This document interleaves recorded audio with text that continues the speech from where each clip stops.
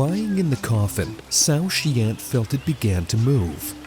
He heard the splashing and gurgling of water around him. Soon, he realized that he was floating, drifting along the waters of the river of life. He remembered how Svyatogor had told him that there was a world of Pravi, from which the souls of descendants come to our world of Yavi. And this same river carries us to the underworld of Navi, the land of the ancestors. All of us float along this river of time, from the future to the present, from the present to the past. Suddenly, the coffin struck something, and Sao Shiant tumbled out of it, finding himself in the valley of the river of death. Dry trees without leaves and bark grew all around him.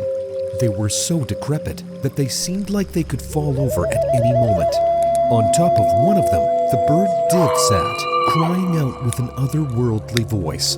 Not far from the shore, there was a city made of huts that stood on stilts. The huts had no windows or doors. Shadows of people floated around them, merging with the prevailing twilight. The shadows started moving towards him, and soon he saw among them his dead uncle. He recognized him too. At this moment, another coffin pulled up to the shore and split open. A young woman in a wedding dress emerged from it, and Sao Shiant realized she had died young, even before getting married. And they placed her in a coffin wearing a bridal veil, so that here in the underworld she could find a groom and enter into marriage. The shadows approached her, and among them were her deceased relatives. They led her into the city of the dead. Nearby, backward-facing carts with square wheels moved. Soon, Sao Shiant found himself in his uncle's house. Other relatives of his were there too. Broken and damaged items were all around them. Plates with holes in the bottom, tables with only 2 legs, half a spoon. How long will you live here? We'll be here until the memory of us fades away on Earth. And what happens after that? And then we journey into eternity along the starry river, the Milky Way, and while being there, we seamlessly transition from there to the future, so we can once again incarnate on Earth. After all, every person incarnates from the future, carrying it with them into the present. And having fulfilled everything they were meant to, they vanish into the past. So what is the future? It, like the past, is also a dream, and eternity is a dream without dreams. Your turn to die will come soon. Then, I will come to you in a dream and call you, and you will learn everything for yourself. Here, Sao Shiant remembered the time they were riding through the taiga with the northern camp. They found themselves in a clearing bathed in light. With his ski pole, the northern cam drew on the snow a bow with an arrow and a drawn bowstring. This is the bow of Tengri Khan. He aims it at his wife, the goddess of the earth, Umai. With this arrow, he fertilizes her, and the arrow is a soul containing life.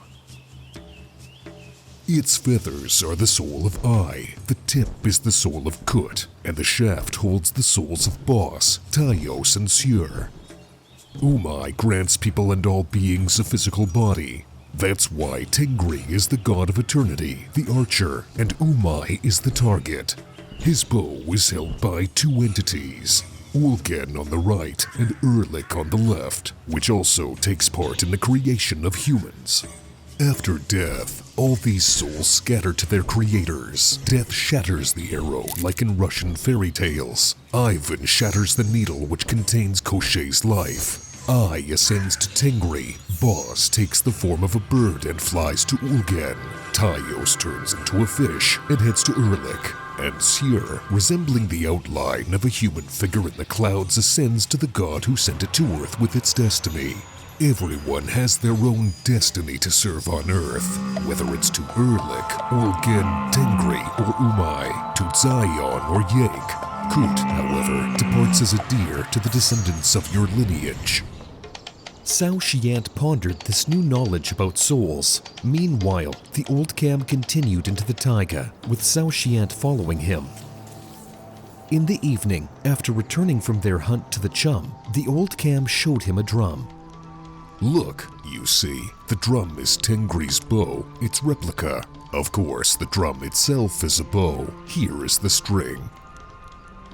He pointed to the sinew, stretched and connecting the right and left sides of the drum.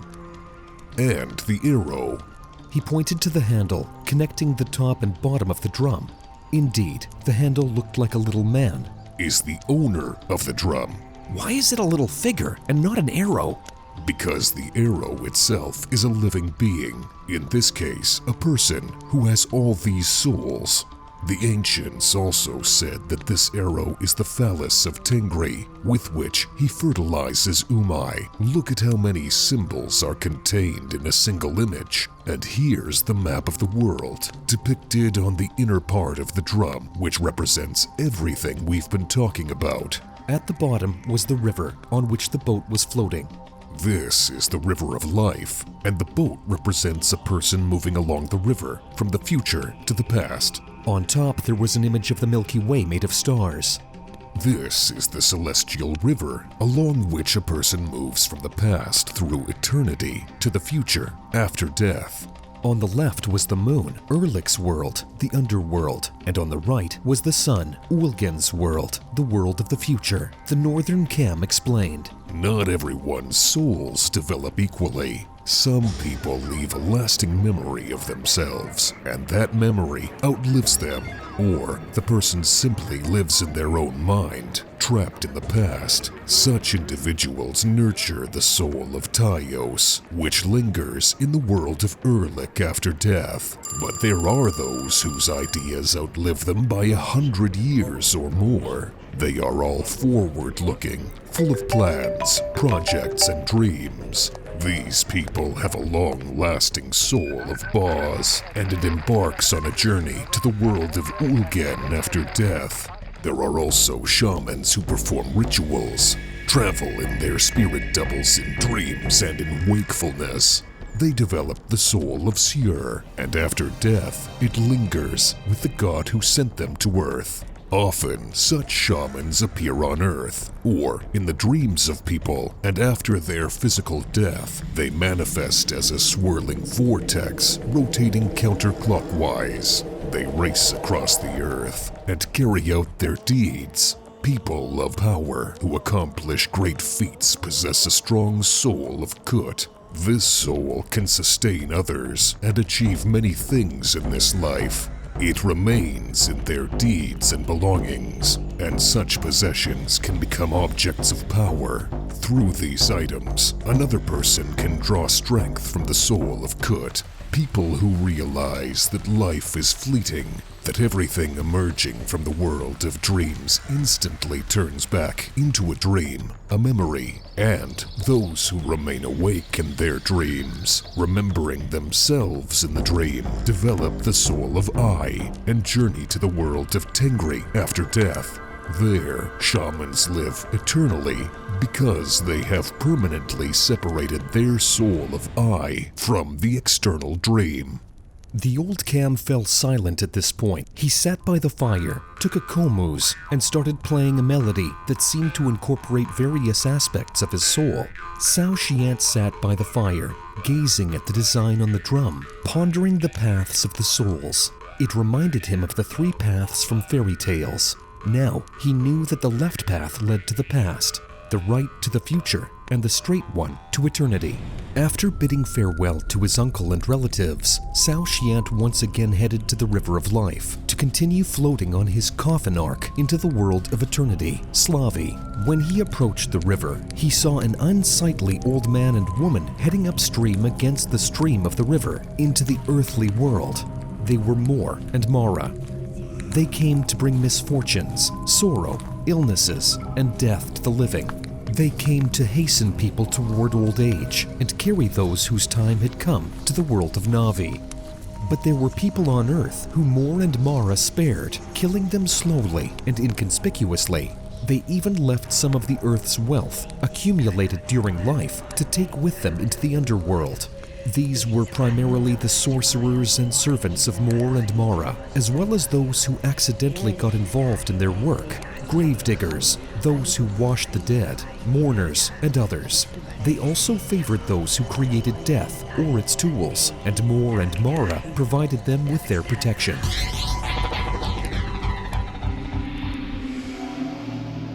A Upon his casket, serving as a vessel, Cao Xian sailed into eternity, now navigating along the starry river, the Milky Way.